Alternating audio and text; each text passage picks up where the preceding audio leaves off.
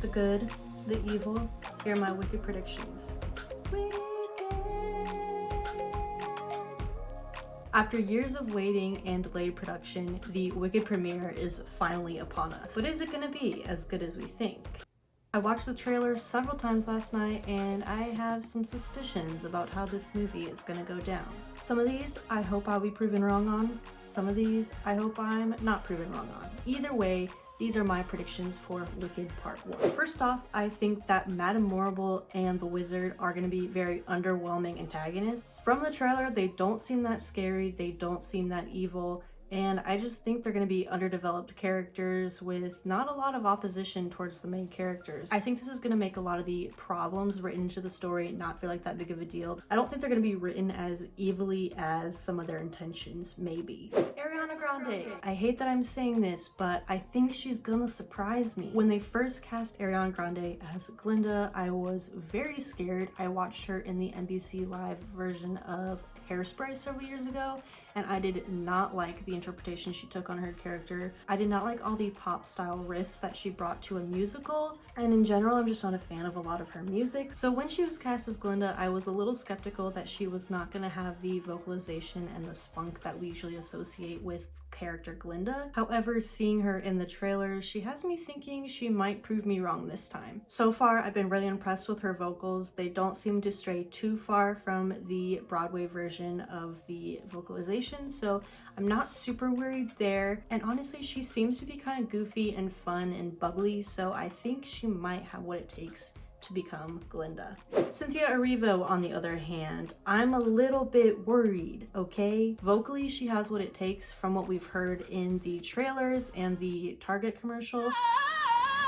I think she's gonna be fine vocally. I'm a little bit more worried about her acting. Some of the acting I saw in the trailer really wasn't working for me. It seemed a little bit forced, maybe a little bit too theatrical. Hope she proves me wrong on this because I think she deserves all the credit for bringing this character to life. It's not an easy role to play and I can't wait to see what she does with it. I'm just a little bit skeptical after seeing the trailers. With that said, I think she looks the part. I think she looks great. However, I just feel like she looks a little bit old for the part. I believe she's in her 40s and she's playing a college-age student. I just don't know if that's going to read super well, but if that's the worst that comes out of her playing the role, I can live with that.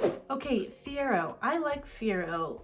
He doesn't get a ton of like character development in the play version. Hope he kind of gets a little bit more fleshed out in this movie. However, I am highly skeptical that Fiero is not going to have a good character arc in the film version of this movie.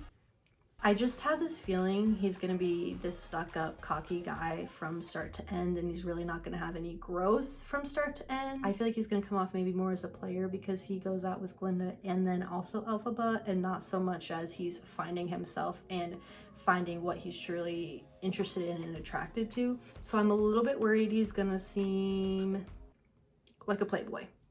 I really have no reason or evidence to back this up. That's just kind of the feeling I have going into the movie. In terms of visuals, I think compositionally this movie is gonna look great. The composition in the trailer looks really good. However, I don't think that the CGI is going to be the best. The trailer highlights the best parts of the movie often, and if those are the best parts of the movie, I'm a little bit worried what the CGI is going to look like in the entirety of the film. It just looks a little bit animated to me. I don't think it looks super realistic. Maybe that's the point. Maybe that's a stylistic choice since the world of Wicked is more fantastical and dreamy, but we'll have to see how it ends up looking in the entirety of the movie. Last but not least, and possibly the most controversial opinion, I think the score is going to sound like Harry Potter.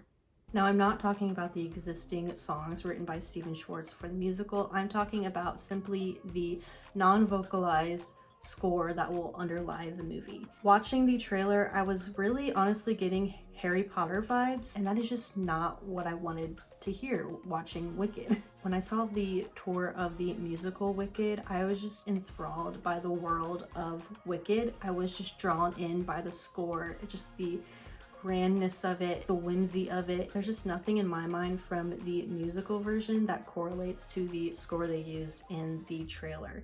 It just doesn't seem to fit for me. Maybe that's just a score that they wrote specifically for the trailer and there will be something completely different for the movie. but I don't have super high hopes on that being the case. I will gladly accept the loss if I am wrong on that prediction, but so far I have no reason to believe otherwise. That is it for my predictions for the Wicked Part 1 movie.